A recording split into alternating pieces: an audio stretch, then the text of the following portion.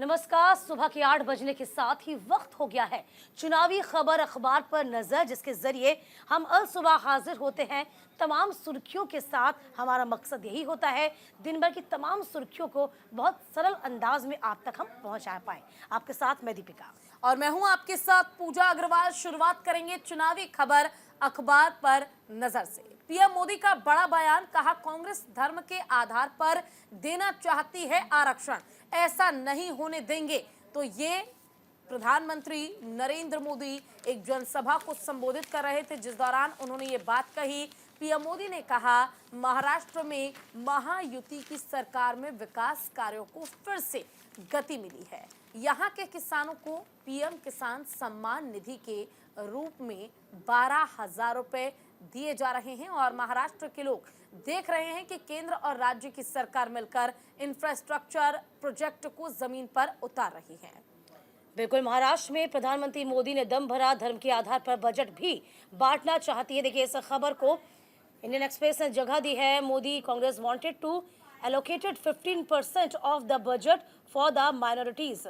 BJP didn't allow, यानी कि BJP पहले ही कह रही है कि माइनॉरिटी को लेकर आप कहीं ना कहीं अपनी विचारधारा को फिक्स करने की कोशिश कर रहे हैं। आप ये चाहते हैं कि जाति के आधार पर आरक्षण दिया जाए, इसको बीजेपी कभी स्वीकारेगी नहीं। हालांकि आपने खुद देखा होगा पूजा कि लगातार जैसे जैसे चुनाव बढ़ते जा रहे हैं, जैसे जैसे चरण बढ़ते जा रहे हैं, मुद्दे बदलते जा रहे हैं। यहाँ पर कांग्रेस का ये कहना होता है कि आरक्षण को लेकर बीजेपी संविधान को खत्म करना चाहती है। बिल्कुल बिल्कुल, देखिए, और क्योंकि दीपिका चुनाव है, चुनाव के दौरान आपने देखा होगा किस तरह से कांग्रेस हो या इंडिया अलायंस हो या फिर राहुल गांधी हो, उन्हें घेरने का काम बीजेपी के तमाम दिग्गज नेता जो हैं वो करते हैं। और खासकर प्रधानमंत्री नरेंद्र मोदी जो किसान सम्मान निधि योजना की बात कर रहे हैं, प्रधानमंत्री से किसान कितने खफा हैं वो आपने और हमने भी देखा।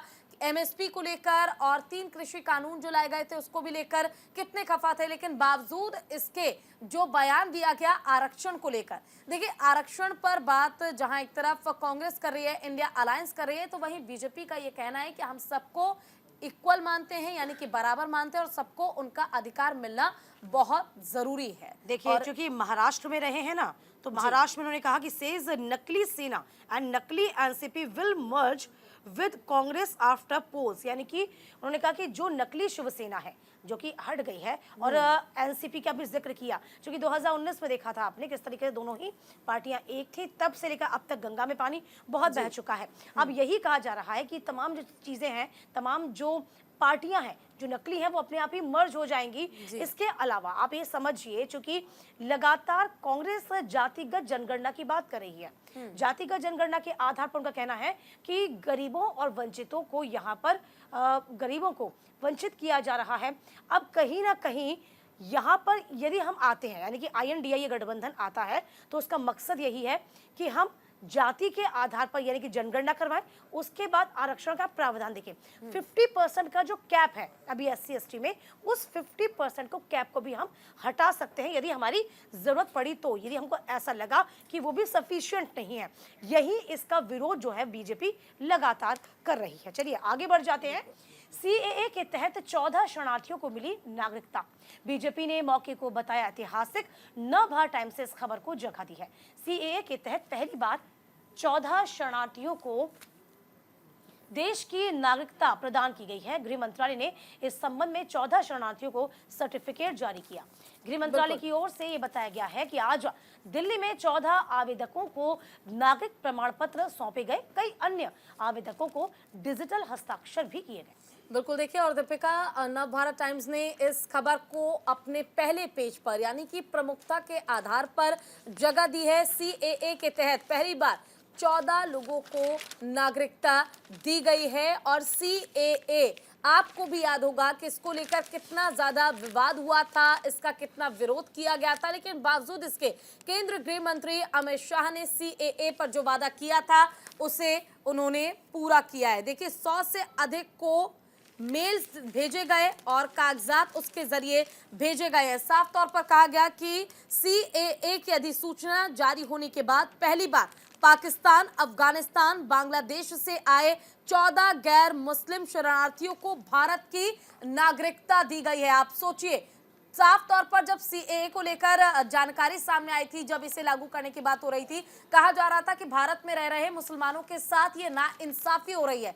लेकिन अब जो गैर यानी कि बाहर देश से आकर जो भारत में रह रहे हैं, बिल्कुल, जो प्रताड़ित हैं, जो दूसरे देशों से निकाले गए हैं। देखिए 5 प्रमुख जातियां भी बताई थी, ऐसे समुदाय बताए थे जहां से कहीं ना कहीं वह दूसरे देशों से प्रताड़ित करके अपने, यानी कि गए तो वो अपने ही लोग हैं, वहां उनके साथ अच्छा व्यवहार नहीं किया गया, वहां से वे खदेड़े गए, इसके बाद वह देश में वापस आए। हालांकि आपको ये भी हम बता देते हैं कि 11 मार्च को सीएए के नियम अधिसूचित किए गए थे। वैसे तो 2019 में देखा जाए ये सीएए पास कर दिया गया था, लेकिन विरोध प्रदर्शनों के मद्देनजर इस पे अमल नहीं हो पाया था।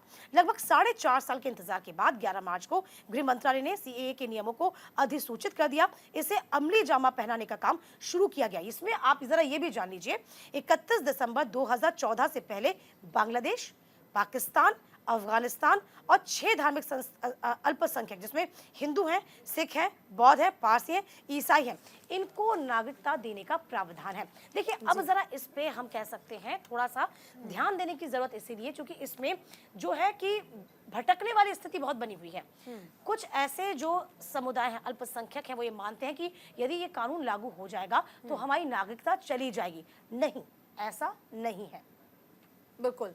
तो देखिए सीएए को लेकर जो जानकारी है वो यही है कि 14 ऐसे गैर भारतीय जो कि बाहर चले गए थे, मुसलमान, जिन्हें कि भारत में लौटने के बाद उन्हें नागरिकता दी गई है, और जो लोगों को सीएए के तहत भ्रमित करने की कोशिश की जा रही है, हिंदू मुसलमान में बंटवारा करने की बात की जा रही है, ऐसा बिल्कुल नहीं है। देखिए अभी तक जो भारत में मुसलमान रह रहे हैं उन्हें तो यहाँ की नागरिकता मिली ही हुई है, लेकिन बाहर पाकिस्तान, अफगानिस्तान, बांग्लादेश से लौटकर जो शरारती भारत लौटे हैं उन्हें भी इस बार नागरिकता दी गई है, और 14 ऐसे गैर भारतीय मुसलमान हैं जो बाहर से जब लौटे तो भारत सरकार ने उन्हें इस बार नागरिकता दी है। चलिए अब बढ़ेंगे आगे, पूजा आगे की खबर लेते हैं जी। कांग्रेस अध्यक्ष मल्लिकार्जुन खड़गे का बड़ा बयान आया। कहा सरकार बनने पर गरीबों को मुफ्त में 10 किलो राशन दिया जाएगा। अमर उजाला ने इस खबर को छापा। देश में लोकसभा चुनाव के 4 चरण खत्म हो चुके हैं, शेष 3 चरणों की वोटिंग बाकी है। सभी दलों की ओर से जोर तरीके से, यानी कि पुरजोर तरीके से चुनाव प्रचार प्रसार हो रहा है। 5वें चरण की वोटिंग से पहले लखनऊ में इंडिया गठबंधन में प्रेस कॉन्फ्रेंस करते हुए दावा करते हुए कहा गया कि मोदी सरकार की विदाई तय है। 4 जून को इंडिया गठबंधन की ओर से केंद्र में सरकार बनेगी। कांग्रेस के अध्यक्ष मल्लिकार्जुन खड़गे ने तमाम बड़ी बातें कही। हम गरीबों को 5 किलो की जगह 10 किलो राशन मुफ्त में देंगे। बिल्कुल, देखिए अमर उजाला में इस खबर को तरजीह दी गई है। साफ कहा गया हमारी सरकार बनी तो गरीबों को देंगे 10 किलो मुफ्त राशन।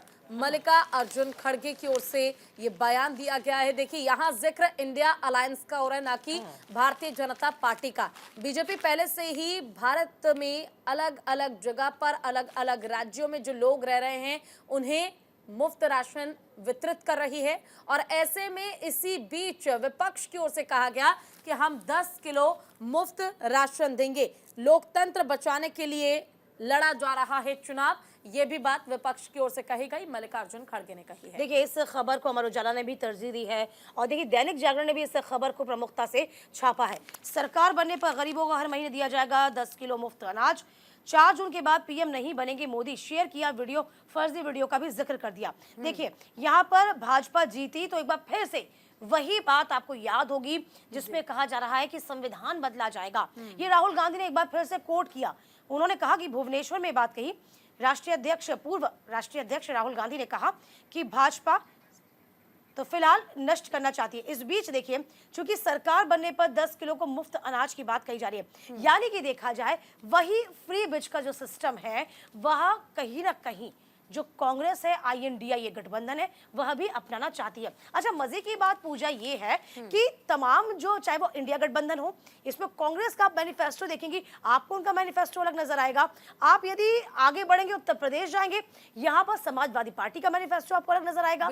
इसके बाद अब हाल ही में आपने देखा होगा कि यहाँ पर आम आदमी पार्टी का मैनिफेस्टो दिल्ली में जारी हुआ। उन्होंने भी तमाम फ्री बिज की बात की। उन्होंने कहा पूरे देश में हम बिजली मुफ्त दे देंगे। तो आप समझिए कि ये जो मैनिफेस्टो निकाले जा रहे हैं, इन मैनिफेस्टो का क्या आधार है, क्या सिर्फ आपका बड़बोलापन है, या फिर आप ये समझाइए कि यदि मान लीजिए कि आप INDA गठबंधन सरकार में आता है तो किस मैनिफेस्टो को लागू करेंगे आप, ये भी तो बता दीजिए जनता को। बिल्कुल, तो देखिए कांग्रेस के राष्ट्रीय अध्यक्ष मल्लिकार्जुन खड़गे ने 10 किलो अनाज मुफ्त देने का जिक्र किया। उन्होंने कहा कि अगर हमारी सरकार बनती है तो न केवल इससे लोकतंत्र बचेगा बल्कि संविधान बदलने की जो कोशिश भारतीय जनता पार्टी करना चाहती है उस पर भी रोक लगेगी। साथ ही देखिए कई बार जिक्र किया जाता है विपक्ष की ओर से कि भारतीय जनता पार्टी यानी कि NDA ये चाहती है एक चुनाव एक नेता, लेकिन हम ऐसा बिल्कुल भी नहीं होने देंगे। साथ ही साथ उन्होंने ये भी जिक्र किया कि यूपी में लगातार जो कोशिश की जा रही है विपक्ष की ओर से यानी कि इंडिया अलायंस की ओर से, वो हर संभव कोशिश सफल हो। और वाकई देखिए दीपिका, ये बड़ा सवाल है कि अलग अलग पार्टियां यानी कि 28 दल जब इंडिया अलायंस का हिस्सा है, सबका अपना मैनिफेस्टो है, तो आखिर इतने मैनिफेस्टो में से कौन सा मैनिफेस्टो मजबूत नजर आता है और क्या उसे लागू किया जाएगा, ये एक बहुत बड़ा बड़ी होंगी। ये चुनौतियां बहुत कम नहीं है कि पूजा चुनौती बहुत बड़ी है। पहली बात तो ये कि आप फ्री ब्रिज की बात कर रहे हैं, और सबसे बड़ी बात है, और अखिलेश यादव की बात देख लीजिए। देखिए अब अखिलेश यादव का बयान भी सुन लीजिए। अखिलेश यादव भी तमाम बड़ी बातें कही हैं। गठबंधन एक है, विचार अनेक है। INDA भले ही एक हो, लेकिन एक ही मुद्दे पर गठबंधन के नेताओं के विचार अलग अलग दिखाई दे रहे हैं। ये देखिए, ये हम लगातार आपको बता रहे हैं। इससे पहले आपने देखा होगा अखिलेश यादव ने राहुल गांधी के साथ भी गाजियाबाद में प्रेस कॉन्फ्रेंस की थी। आज भी लगभग सुबह 10 बजे प्रेस कॉन्फ्रेंस आम आदमी पार्टी के संयोजक अरविंद केजरीवाल के साथ लखनऊ में होने वाली है। यानी कि प्रेस कॉन्फ्रेंस का जो मकसद रहता है वो यही है कि हम यानी कि तमाम जो INDA गठबंधन के तमाम जो बड़े नेता हैं, तमाम जो बड़ी पार्टियां हैं, वो एकजुट है, वो एक साथ है। ये इस बात की तस्दीक तो फिलहाल करती नजर आती है। देखिए, और अखिलेश यादव ने तो 80 में से 79 सीटें जीतने का भी दावा कर दिया है प्रेस कॉन्फ्रेंस के दौरान। उन्होंने कहा कि यूपी में इंडिया गठबंधन जो है वो 79 यानी 79 सीटें जीतेंगी और 10 साल में दिल्ली और 7 साल में यूपी की बीजेपी सरकार के सभी वादे झूठे निकले हैं। इंडिया गठबंधन की रणनीति PDA है, जो बाबा साहेब के संविधान को बचाना चाहते हैं। वो बसपा को वोट देकर अपना वोट खराब ना करे। यहाँ पर देखिए ना केवल बीजेपी पर बल्कि BSP जो कि मायावती की पार्टी है, उसको भी आड़े हाथ लिया है अखिलेश यादव ने और कहा है कि लोग अपना वोट बीजेपी या फिर BSP को देकर खराब ना करे, बल्कि ऐसी सरकार चुने जो उनके विकास के लिए काम करे, जो उनको जिताने के लिए जरूरी है। थोड़ा सा समझने वाली बात पूजा ये भी है कि BSP का जिक्र क्यों किया गया। अब जरा समझिए, चूंकि अखिलेश यादव या कांग्रेस हमेशा ये कहती है कि BSP जो है वो बीजेपी की B पार्टी है, यानी कि यदि आप वोट BSP को देंगे तो जाहिर सी बात है कि वोट कट जाएंगे और वह बीजेपी के पाले में चले जाएंगे। अच्छा, आप ये भूल गए 2019 में कहीं ना कहीं BSP और समाजवादी पार्टी एक साथ थे, तब बसपा को उसमें फायदा हुआ था। 10 सीटें बसपा के पास गई थी, 5 सीटें अखिलेश यादव के पास गई थी, और यही बात जो है इस बार समाजवादी पार्टी को नागवार गुजर रही थी। तमाम दलों से उन्होंने किनारा कर लिया, छोटे छोटे दलों से RLD देख लीजिए, साथ छोड़ दिया, और छोटे छोटे दलों की बात करेंगे, सबका साथ छोड़ दिया, सिर्फ INDA गठबंधन के साथ इस बार आपको नजर आ रहे होंगे। बिल्कुल दीपिका, तो देखिए हर एक खबर पर विस्तार से चर्चा करेंगे और लगातार हम आगे भी बढ़ते रहेंगे, लेकिन यहाँ वक्त छोटे से ब्रेक का है, जल्द लौटेंगे ब्रेक के बाद।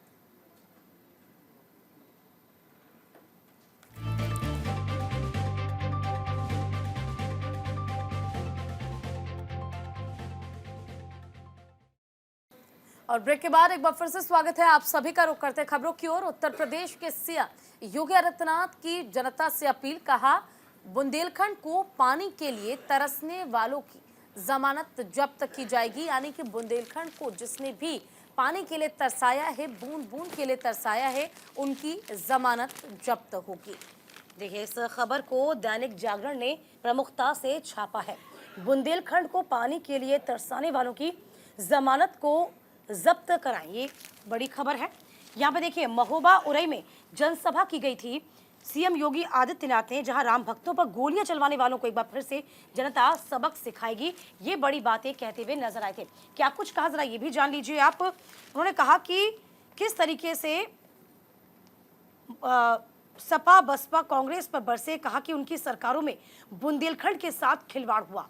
भाजपा की सरकार उसे नोएडा की तरह विकसित कर रही है। यहाँ के नौजवानों को अब दूसरे जिलों में नौकरी के लिए नहीं जाना पड़ेगा, बल्कि देश भर से लोग यहाँ नौकरी के लिए आएंगे। सूखे की त्रासदी याद दिलाते हुए उन्होंने कहा कि बुंदेलखंड को पानी के लिए तरसाने वालों की जमानत को जब्त करा देंगे। इंडी गठबंधन वालों और बसपा ने तो बुंदेलखंड माफिया के हवाले कर दिया था। यहाँ पर आज औद्योगिक नगर बसने जा रहे हैं। एक्सप्रेस वे से रोड कनेक्टिविटी बेहतर हुई है। डिफेंस कॉरिडोर में युवाओं को रोजगार मिलेगा। देखिए, तमाम बड़ी बातें कही जा रही हैं। देखिए, बुंदेलखंड को लेकर हमेशा से हम कह सकते हैं, आपको याद होगा, चूंकि मध्य प्रदेश से सटा हुआ है बुंदेलखंड, और अक्सर ये कहा जाता है कि बुंदेलखंड को हमेशा से ही उत्तर प्रदेश जो है वह तरजीह नहीं देता है, उसको दरकिनार करता नजर आया। इसी पर कहीं ना कहीं सीएम योगी आदित्यनाथ ने प्रमुखता से इस विषय को उठाया है। देखिए, आपको याद होगा, समय समय पर अलग बुंदेलखंड राज्य बनाने की मांग जोर पकड़ती थी।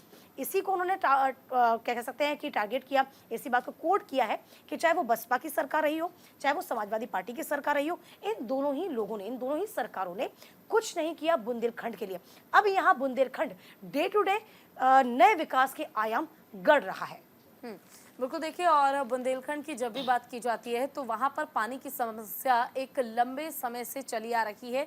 बुंदेलखंड वासियों को पानी की समस्या से इतना ज़्यादा जूझना पड़ता है कि वहां पर खेती बाड़ी के लिए भी किसान बहुत ज़्यादा परेशान हो जाते हैं। इसी को लेकर मुख्यमंत्री योगी आदित्यनाथ ने अपने संबोधन के दौरान, जनसभा के दौरान, जब वो चुनावी प्रचार के लिए पहुंचे थे, तब उन्होंने इस बात का जिक्र किया। और उन्होंने न केवल जिक्र करते हुए इंडिया अलायंस को आड़े हाथ लिया, बल्कि उन्होंने बीएसपी और सपा, क्योंकि एक समय था जब उत्तर प्रदेश में बीएसपी की भी सरकार थी और एक समय था जब समाजवादी पार्टी की भी सरकार रही, लेकिन उत्तर प्रदेश का एक अभिन्न अंग होने के बावजूद बुंदेलखंड में जो समस्याएं जैसी थी वैसी ही रही। और उस समस्या को लेकर योगी आदित्यनाथ का ये कहना है कि जब से बीजेपी की सरकार आई है, हमने हर संभव प्रयास किया है कि बुंदेलखंड का भी विकास ठीक वैसे ही हो पाए जैसे कि नोएडा के विकास हो पाया है। और उत्तर प्रदेश के नोएडा का जिक्र करते हुए उन्होंने कहा कि आने वाले समय में हम बुंदेलखंड को और विकसित करेंगे। और साथ ही साथ उन्होंने कहा कि जिन लोगों ने भी बुंदेलखंड के साथ इस तरह का बर्ताव किया है,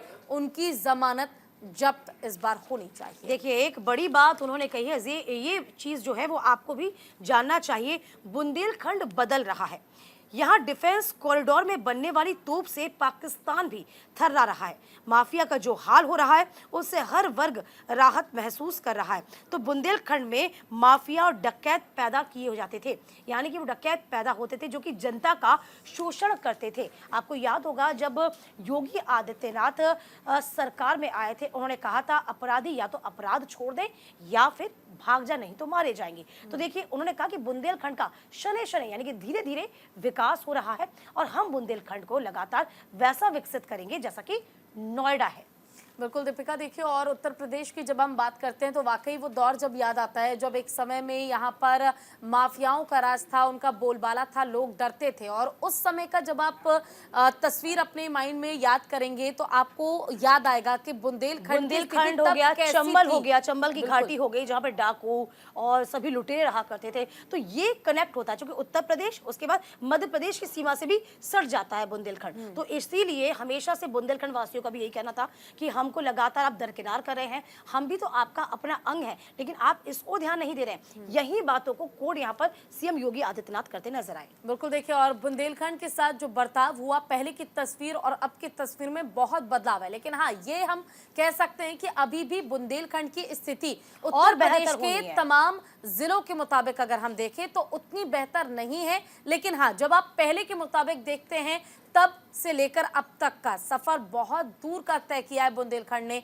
और बीजेपी की राज में, बीजेपी सरकार में बदलाव बुंदेलखंड में हुआ है। और पानी देखिए, वहां के लोगों के लिए एक बहुत बड़ी समस्या है। पानी हमारी जिंदगी के लिए इतना ज्यादा जरूरी, उतनी ही ज्यादा समस्या बुंदेलखंड वासियों को पानी के लिए झेलनी पड़ती है और जद्दोजहद उन्हें करना पड़ता है। किसान वहां पर खेती ढंग से नहीं कर पाते क्योंकि पानी की बहुत ज्यादा किल्लत है। और पानी को ही अपना मुद्दा बनाया है मुख्यमंत्री योगी आदित्यनाथ ने। और उन्होंने साफ तौर पर कहा है कि अगर आप बीजेपी सरकार को चुनते हैं बुंदेलखंड में भी, तो वहां पर बीजेपी सरकार चुनने के साथ ही आपकी हर समस्या का समाधान होगा। पानी की जो समस्या है उसे समाप्त करने की हर संभव कोशिश, हर संभव प्रयास बीजेपी की सरकार यानी कि डबल इंजन की सरकार करेगी। लेकिन ऐसे में बसपा और चाहे समाजवादी पार्टी की बात कर ले, इंडिया अलायंस की बात कर ले, उनकी भी कोशिश यही है दीपिका कि इस बार बुंदेलखंड में उनका ही बोलबाला हो। बिल्कुल, देखिए कोशिश तभी करते हैं। यदि आप समाजवादी पार्टी का जिक्र करेंगे तो समाजवादी पार्टी के कंधों पर अभी पूरी जिम्मेदारी INDIA गठबंधन में है। 80 सीटें आपको पता ही है लोकसभा की आती हैं। उत्तर प्रदेश से कितनी सीटों पर, 17 सीटों पर कांग्रेस चुनाव लड़ रही है। लेकिन दारोमदार हम यदि कहते हैं तो इसमें कोई अतिशयोक्ति नहीं है कि समाजवादी पार्टी के ही कंधों पर उत्तर प्रदेश की फिलहाल जिम्मेदारी है। और ये सभी को पता है, उत्तर प्रदेश को जिसने साध लिया वह कहीं ना कहीं दिल्ली के सिंहासन पर राज करता है। चलिए आगे बढ़ जाते हैं। कांग्रेस नेता राहुल गांधी का बड़ा बयान आया। कहा, बीजेपी संविधान बदलने के साथ ही आरक्षण को खत्म करना चाहती है। हिंदुस्तान टाइम्स ने इस खबर को जगह दी है। राहुल गांधी ने अपने रोड शो के दौरान प्रधानमंत्री नरेंद्र मोदी पर आरक्षण खत्म करने की कोशिश करने और इसी के साथ साथ ये तमाम बड़ी बातें कही, संविधान बदलने की कोशिश करने का आरोप लगाया। उन्होंने कहा कि प्रधानमंत्री OBC SC ST जनता से आरक्षण छीनना चाहते हैं। उन्होंने पिछड़ा समुदाय की जनता से विश्वासघात इसे करार दिया है। तो ये अब समझ लीजिए आप, एक बार फिर से वही बातें सामने आई हैं, वही तमाम बातें कहते नजर आए हैं कि संविधान में बदलाव किया जाएगा। और यही बातें कोर्ट एक बार फिर से हर मंच से राहुल गांधी कर रहे हैं। देखिए पूजा भी इस खबर को आप तक पहुंचा रही है। बिल्कुल, तो देखिए ये देखिए, BJP wants to destroy constitution, scrap quota. Rahul Gandhi की ओर से ये बयान दिया गया। राहुल गांधी ने इसमें साफ तौर पर कहा कि आरक्षण पर तो कहीं ना कहीं बीजेपी कब्जा करना ही चाहती है, उसे समाप्त करना ही चाहती है। इसके अलावा लोकतंत्र की हत्या भी भारतीय जनता पार्टी करना चाहती है। राहुल गांधी ने ये बयान दिया है। देखिए भाजपा जीती तो बदल देगी संविधान, राहुल गांधी ने एक बार फिर ये बात कहते नजर आए। इस खबर को दैनिक जागरण ने भी तरजीह दी है। हालांकि छोटे जगह छापा गया है, लेकिन जगह छोटी है, लेकिन बात जो है राहुल गांधी की काफी मायना रखती है। उड़ीसा के बलांगीर में बुधवार को चुनावी जनसभा हुई थी। उसमें राहुल गांधी ने ये हुंकार भरी। कांग्रेस के पूर्व राष्ट्रीय अध्यक्ष राहुल गांधी ने वही दोहराया कि कहीं ना कहीं देश में पहली बार ऐसा हो रहा है जब किसी पार्टी के नेता कह रहे हैं कि चुनाव जीतने के बाद संविधान को बदल देंगे और आरक्षण की व्यवस्था को खत्म कर देंगे। राहुल ने कहा, मैं आपसे कहना चाहता हूं कि संविधान बदलने के लिए उन्हें अवसर ही ना आप दे पाए। राहुल ने अपने भाषण के दौरान प्रधानमंत्री मोदी के निशाने पर भी रखा। हालांकि देखिए इस बात को आप ऐसे समझिए, राहुल गांधी जो है लगातार संविधान बदलने की बात इसलिए कर रहे हैं क्योंकि कर्नाटक का आपको किस्सा याद होगा, वाकया याद होगा, जब मंच से कर्नाटक के ही नेता ने इस बात को कह दिया था। हालांकि वो एक अलग परिप्रेक्ष्य में कहा गया था, लेकिन उस बात को जो कांग्रेस है, INDIA गठबंधन है, उन्हें हाथों हाथ ले लिया। अब यही बात हर जगह कोर्ट की जा रही है कि संविधान में बदलाव किया जाएगा। अच्छा, इस बात को लेकर, इस बयान को लेकर जो बीजेपी है, जो साफ तौर पर NDA है, वो बैकफुट पर भी कभी कभी आ जाती है। वह इसमें भी सफाई देती नजर आती है क्योंकि उनको लगता है कि ऐसा ना हो कि वोट जो है वह बढ़ जाए। बिल्कुल, देखिए तो कहीं ना कहीं संविधान के जिक्र के जरिए विपक्ष ये चाहता है कि लोगों का माइंडसेट हो जाए कि अगर हम बीजेपी को वोट देते हैं तो हो सकता है दीपिका कि संविधान अगर बदल जाएगा तो बहुत से अधिकार है, जिसमें से एक आरक्षण का जिक्र बार बार राहुल गांधी करते हैं। कहीं ऐसा ना हो कि वाकई बीजेपी आरक्षण को समाप्त कर दे। लेकिन यहाँ पर आम जनता को समझने की ये जरूरत है कि अब तक जो चीज पॉसिबल नहीं हो पाई, क्या अब बीजेपी उस पर विचार करेगी? और ऐसा तो नहीं कहीं विचार करने के बाद मुश्किलें भारतीय जनता पार्टी की बढ़ जाएं। और क्योंकि आरक्षण का जिक्र किया जाता है, संविधान का जिक्र किया जाता है, तो आम जनता को ये सोचने की जरूरत है कि जो चीज आज से पहले नहीं हुई उस पर अब भी, क्योंकि PM मोदी कहते हैं कि उनका कोई ऐसा विचार नहीं है कि आरक्षण को समाप्त किया जाए या फिर संविधान में किसी तरह का परिवर्तन किया जाए। भ्रम फैलाया जा रहा है। ये हमेशा से तमाम, चाहे वो आप अमित शाह को सुन लीजिए, राजनाथ सिंह को सुन लीजिए, और इसी के साथ साथ योगी आदित्यनाथ हो, तमाम जो फायर ब्रांड नेता है आप उनको सुन लीजिए, वो ये कह रहे हैं कि संविधान में किसी तरह का कोई बदलाव होने वाला नहीं है, आप निश्चिंत रहिए। चलिए पूजा आगे बढ़ते हैं। PMLA के तहत ईडी ने झारखंड सरकार में मंत्री आलमगीर आलम को गिरफ्तार कर लिया है और ईडी ने कांग्रेस के नेता आलमगीर आलम को गिरफ्तार किया है। बिल्कुल, देखिए कांग्रेस के नेता झारखंड के ग्रामीण विकास मंत्री आलमगीर आलम को धन शोधन मामले में बुधवार को गिरफ्तार किया गया। आधिकारिक सूत्रों से जानकारी दी गई। सूत्रों ने बताया कि एजेंसी के क्षेत्रीय कार्यालय में पूछताछ के दूसरे दिन लगभग 6 घंटे तक किए गए सवाल जवाब के बाद उन्हें धन शोधन निवारण अधिनियम यानी कि PMLA के तहत, प्रावधानों के तहत हिरासत में लिया गया है। तो देखिए अब कहीं ना कहीं कह सकते हैं एक बार फिर से यहाँ पर घिरते नजर आ रहे हैं झारखंड के तमाम मंत्री। चूंकि आपको याद होगा किस तरीके से करोड़ों रुपए बरामद हुए थे और इसी को लेकर 10 घंटे की पूछताछ की गई थी और 10 घंटे की पूछताछ के बाद गिरफ्तार आलमगीर आलम को कर लिया गया। देखिए पूजा भी इस खबर को आप तक पहुंचा रही है, दिखा रही है। इस खबर को आप देखिए, समझिए। देखिए ये रही खबर, भारी मात्रा में कैश बरामद हुआ। कैश बरामद होने के बाद झारखंड सरकार में मंत्री आलमगीर आलम को हिरासत में लिया गया, गिरफ्तार कर लिया गया है और उन्हें उनके घर से जो पैसे बरामद हुए उसको लेकर गिरफ्तार किया गया। हालांकि ये पहली बार नहीं है जब इस तरह की कार्रवाई ईडी की ओर से झारखंड में की गई है, बल्कि पहले भी ईडी लगातार इस तरह की छापेमारी करती रही है और कई नेताओं को भारी कैश बरामद होने के मामले में गिरफ्तार किया जा चुका है। देखिए दैनिक जागरण ने भी इस खबर को तरजीह दी है।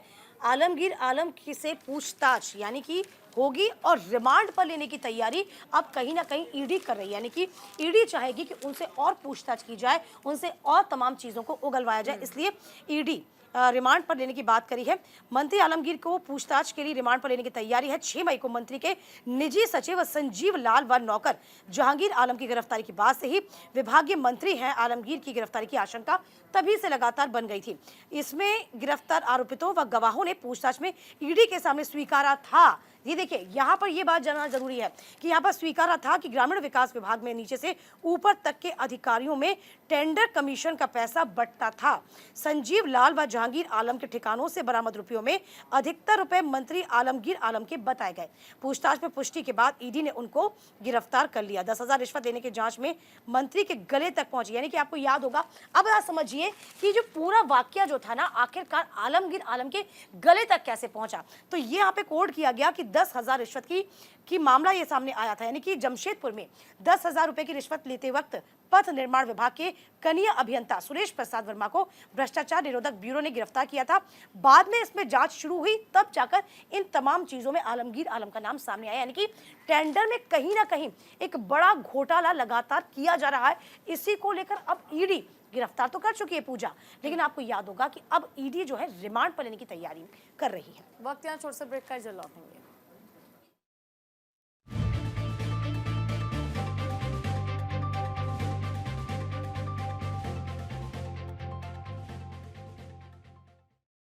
और ब्रेक के बाद फिर से स्वागत आप सभी का। रुक करते हैं खबरों की ओर। कांग्रेस नेता जयराम रमेश ने बड़ा बयान दिया। उन्होंने कहा कि पीएम चाहे जितना इनकार करे, बीजेपी का एजेंडा हिंदू मुस्लिम है। तो ये बयान दिया गया मल्लिका अर्जुन खड़गे की ओर से। देखिए आपको याद होगा प्रधानमंत्री नरेंद्र मोदी ने हिंदू मुस्लिम को, माफ कीजिएगा, जयराम रमेश की ओर से ये बयान दिया गया है। आपको याद होगा पीएम मोदी ने एक बयान दिया था जिसमें उन्होंने कहा था कि अगर मैं देश की जनता को हिंदू और मुस्लिम में बांटने की कोशिश कर रहा हूं तो मैं समाज में रहने लायक व्यक्ति बिल्कुल नहीं हूं।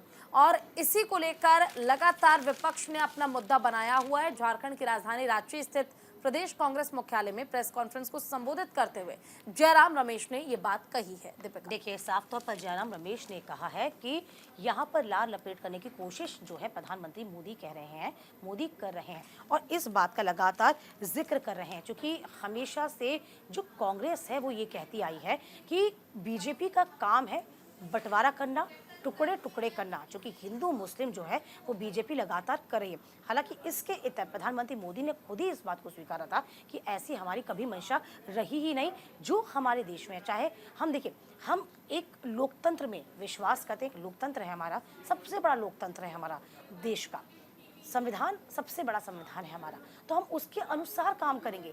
हम जातिवाद ना तो करेंगे ना हम होने देंगे, हिंदू मुस्लिम ना तो हम करते हैं ना हम होने देंगे। इसी बात को जयराम रमेश ने कोट कर दिया है पूजा। बिल्कुल देखिए, और जयराम रमेश ने न केवल कांग्रेस का पक्ष लेते हुए इस बात का जिक्र किया, क्योंकि कांग्रेस पर भी लगातार आरोप लगाते रहे हैं भारतीय जनता पार्टी हो, पीएम मोदी हो, एनडीए हो, कि वो तुष्टीकरण की राजनीति करते हैं। अल्पसंख्यकों को, विशेष समुदाय को लाभ पहुंचाने के लिए हर संभव प्रयास किया जाता है। जो कांग्रेस का मैनिफेस्टो है उसे भी मुस्लिम लीग से प्रभावित बता दिया था पीएम मोदी ने, जिसके बाद से जो मुस्लिम और हिंदू के बीच की जंग है, जो चाहे ग्राउंड जीरो पर यानी कि आम जनता के बीच दीपिका नजर आए ना आए, लेकिन राजनेताओं के मुंह पर हमेशा लेकिन ये हिंदू बहुत और मुस्लिम दुखद के है, जरिए पूजा। वोट पाने की कोशिश जारी रहती है। लेकिन ये बहुत दुखद है पूजा कि आज भी हम हिंदू मुस्लिम में उलझे रहेंगे तो देश विकास के पथ पर और तेजी से कैसे बढ़ पाएगा। चलिए आगे बढ़ेंगे। कांग्रेस महासचिव प्रियंका गांधी का बयान सामने आया। कहा, मोदी सरकार में सबसे ज्यादा बेरोजगारी देखने को मिली। दैनिक जागरण ने इस खबर को तरजीह दी है। तो देखिए एक बार फिर से प्रियंका गांधी जो कि इस वक्त प्रचार प्रसार में जी जान से जुटी हुई हैं, उन्होंने एक बार फिर से निशाना साधा है। तो कोट किया और निशाना साधते हुए तमाम बड़ी बातें कहती नजर आई।